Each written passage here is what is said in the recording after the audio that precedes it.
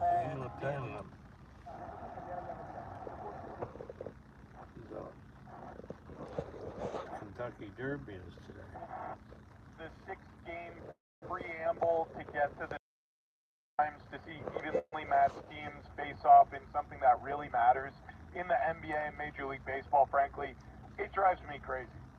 I think the playoffs should be single elimination. I think it would be way more interesting. I know it won't ever be because TV networks love the inventory. The NBA makes a ton of money off of the postseason, not only domestically but internationally. So, I mean, this complaint will fall on deaf ears, but it's amazing how every little factor is turned over. Like, if this was game one, if we were talking, Nuggets Clippers game one, do you think we would really be, talking about role players or like, defensive strategy, or we would just be like, yeah, I don't know, the Warriors, they got experience, but the Rockets, they've got some young upstart talent. We'll see how Van Fleet leads them. All right, coming up next, like, it's like, well, all of a sudden we're down to the nitty gritty. Every single thing matters. Like, I wait for these games with bated breath, and I'm interested in watching them today and tomorrow, because game seven actually matters. That's why we're here. I hate the fact that I have to wait for this to run. Yeah, there's an other vibe for the Clippers tonight. I think that of all the teams that I think are playing in their game sevens today and tomorrow, the four of them, I think the Clippers are the one, like, that's the team where I look at Batum and Bogdanovich as guys that are more, I would say, key. Because I just don't know if the Clippers can go on the road and beat Denver without those guys playing well. Now, here's the interesting caveat. I think we get a great, like, do or don't, or like damned if you do, damned if you don't situation. If you're the Clippers defense, do you let Jokic just go crazy?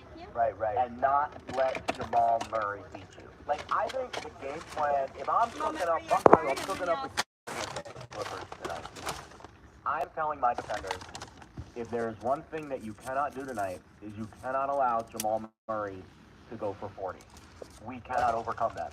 We can overcome Jokic triple-double, 30, 20, 10. Why? He does that every game. And in fact, I think he had that crazy triple-double earlier this season, like a 50-point or whatever. They lost that game. Jokic going off doesn't kill us. Let him have his. Do not let the other guy on Denver go crazy for 40, because when he does, that is the death blow for the Clippers tonight. I think the way that they scheme the Clippers, how they scheme this 1-2 punch of Denver is going to be very fascinating tonight. And I think if they allow Jokic to get his and they take away Murray, I think that's the path to victory for LAC. It's interesting you say that, because you could look at that in the other series also, where for a couple of games in a row, the Rockets have just been blitzing Steph Curry. They've been doubling Steph Curry, and they're basically like, just don't let him kill us. Which makes a whole lot of sense. And they're like, hey, if Podziemski hits a couple of threes, we'll tip our caps, okay? Like, we're just not letting Steph Curry, the greatest shooter ever, crush us shooting the basketball and doing what he does best. And so I love the strategy of the whole thing, where that's one of the main things. Do you let the stars shine, or do you try to limit them, and maybe the role players kill you, right? Like, it's really interesting as far as that goes, how teams attack it. I'll say this also, kind of to pivot it a little. The NBA playoff ratings have been really good. Yeah. And you know me, I love the NBA. So this is going to seem like I'm taking a shot at them. I'm really not. It's just to put things in perspective.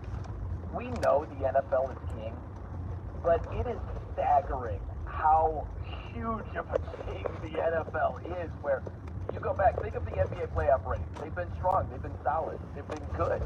You compare it to the NFL freaking draft, it's like, oh gosh, maybe they're not that great. You know what I mean? It's a draft. So this year's NFL draft is the second most viewed NFL draft in history. The 2020 COVID draft is number one. So it's the second most viewed NFL draft in history.